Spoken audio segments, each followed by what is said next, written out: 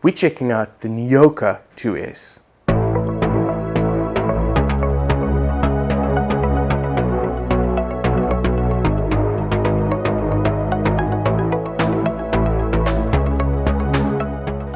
The Neoca 2S was manufactured in Japan from 1955 to 1956 by the Mizuho Optical Company. Not a particularly noteworthy length of time, but they managed to make enough of these that you can still find them today, floating around the internet, flea markets, and some shops.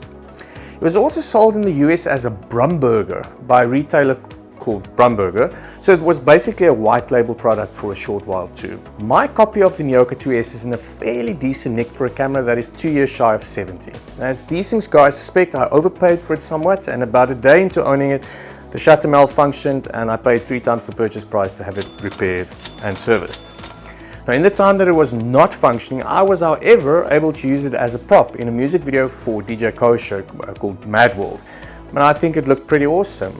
I'll link to the music video in the description. Now for some specifications. Type, it's a 35mm rangefinder. It's manufactured 1955 to 1956 by the Mizuho Optical Company in Japan. It has a dual stroke film advance lever. One stroke to cock the shutter and another to advance the film. The lens is a Neoca Anastigmat 45mm f3.5, and it is a coated lens, so it is corrected, as one would say. Closest focusing distance on this lens is an impressive 1.7 feet or 51 centimeters. The aperture that you have, remember this is a central shutter, so the aperture has 9 blades, gives you f3.5 to f16. The shutter is a central shutter. A Rectus leaf shutter is actually the brand, and they say it's probably a Prontor shutter copy. Speed you get on this shutter is bulb all the way to 1/300th of a second. It actually does have a self timer, and it has a XPC sync port for flash. It has a cold shoe for accessories. The dimensions are as follows: width 124mm, height 68mm, and depth 30mm, and the weight 530 grams. The construction that you have here is mostly aluminium, metal, obviously glass, and then what seems to be genuine leather, which is quite interesting. But it could be just a very good leatherette. I couldn't really confirm, and I don't want to tear it off to see. Price, I've seen listings from $45 to $200 online, but fair value, in my opinion, is $50 to $80.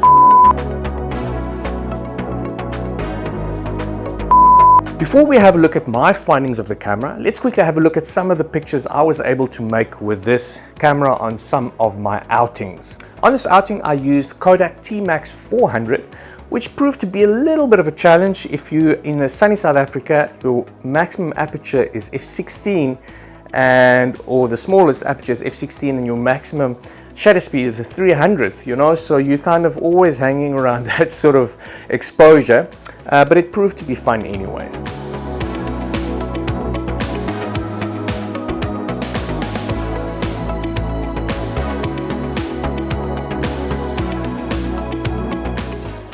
So I finally finished this roll. It took me forever. I really hope that it wound on properly, because I didn't check the counter. I didn't set it. I can't really say if it took more pictures than it was supposed to, but I did reach the end of the roll.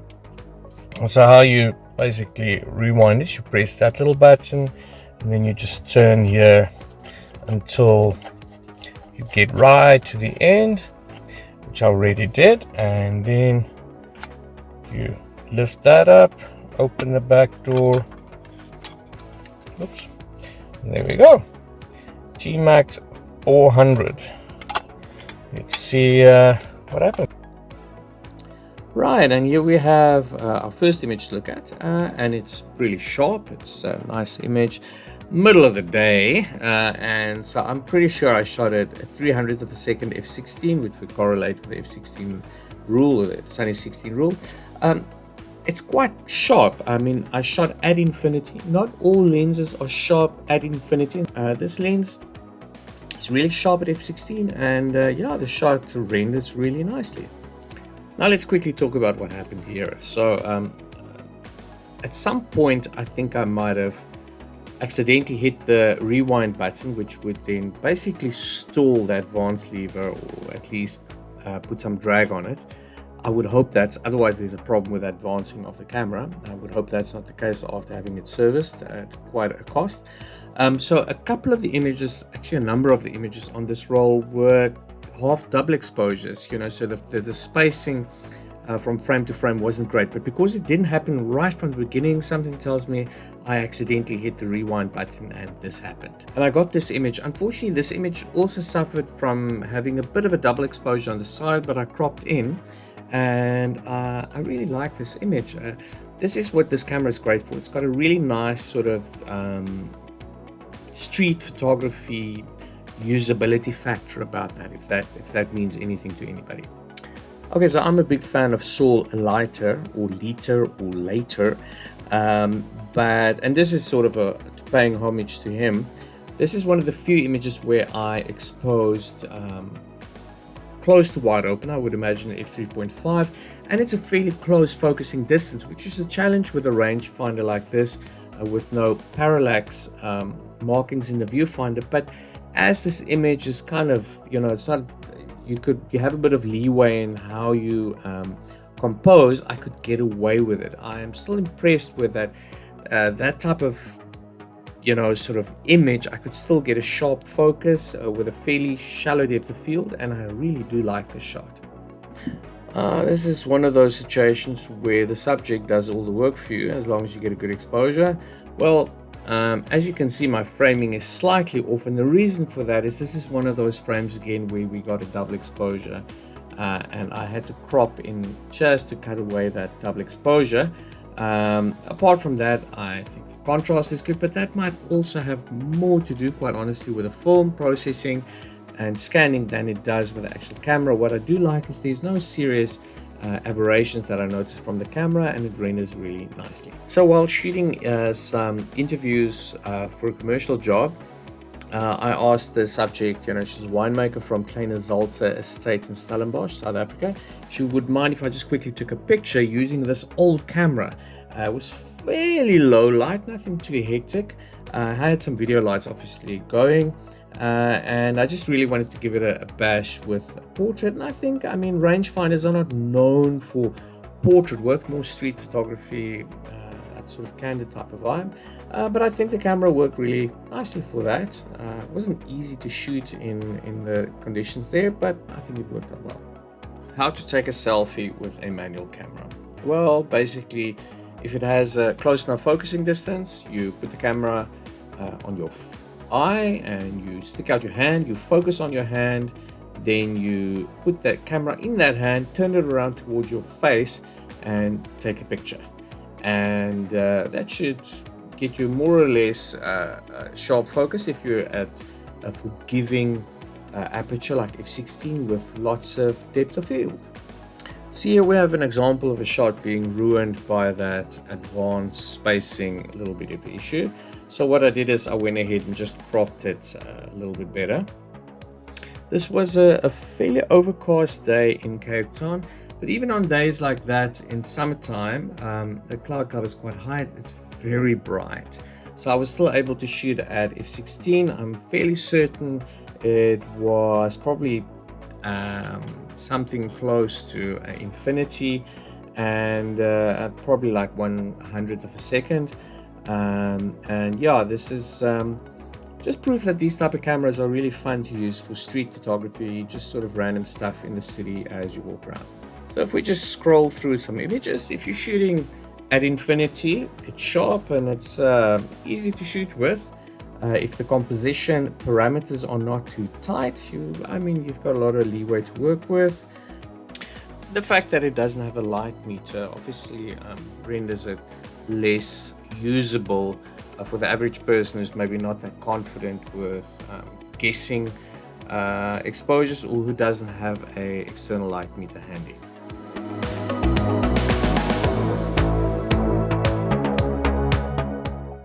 Okay, so let's look at some of the pros of this camera. This camera is beautiful. It's got a great aesthetic, and that's the reason I used it as a prop in the music video. It just has a really great sort of look. The build quality is pretty solid. It's a fairly cheap and camera, or it was meant to be one at the time, so I think it's a unique entry point into rangefinder cameras. The lens is pretty sharp, and to my eye, no obvious distortions or vignetting is really visible, which is great. Let's face it, compared to a Leica, it is a breeze to load film in this camera. Now, some of the negatives.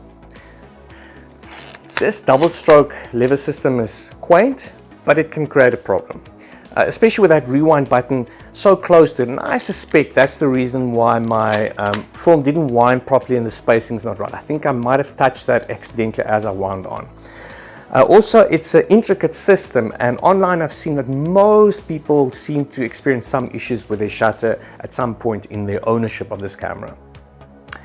The rangefinder in my copy has an orange rangefinder block in the viewfinder, but in this one it's very faded, so it made it really tough to focus. I've got a little trick that I do with my finger, and that seemed to have helped. But I've noticed that other people said that their copies has a really contrasty viewfinder and that it's easy to focus, so I suspect it might just be my copy. Another thing is, that viewfinder is so small, it's absolutely minuscule. So you kind of have to look around for, to find it. Yeah, it can be tough. It has no parallax markings in the viewfinder. So even though you can focus really close with it, like 51 centimeters away, the problem is without parallax markings on a rangefinder, you're going to struggle composing properly. This film door latch does not close automatically, so you need to remember to put it in, and you need to make sure that you close it properly. It's not a big gripe, but it is there. It also has a little lens hood that can be removed, and also gives you grip for focusing. I really like a lens hood on a lens like this. So, Neoca 2S, had fun with it, but what is my take? It's a pretty little camera to use, but I suspect you might get more joy from like a Zorky or something other than this camera at a similar price point. The quality of the images actually holds up to scrutiny. For a cheap camera that's pushing 70 years old, it definitely did that job well. So I can't really fault that. So if you can pick up one for a good price and it's in good nick, I think you would have sufficient fun with it. However, repairing these things are expensive. And I find myself at this stage still gravitating to something more like a Canon QL17, which is obviously a newer camera. Even my Canon R8 I prefer to this. So as a prop, as a decoration, and as something to use from time to time, yes. This is an awesome camera, it's beautiful, but is this my preference for a rangefinder? I don't think so. Thank you so much for watching this video. Please consider subscribing and also liking this video and commenting. If you have experience with this camera, please comment. I love hearing from you guys. Also, I'll post some links below, affiliate links, so I'll earn some commission if you end up buying one of these numbers from Amazon or eBay. I also have some links to some other products that I use and some software that I believe has some value. Check those out, and I'll see you in the next video. Cheers.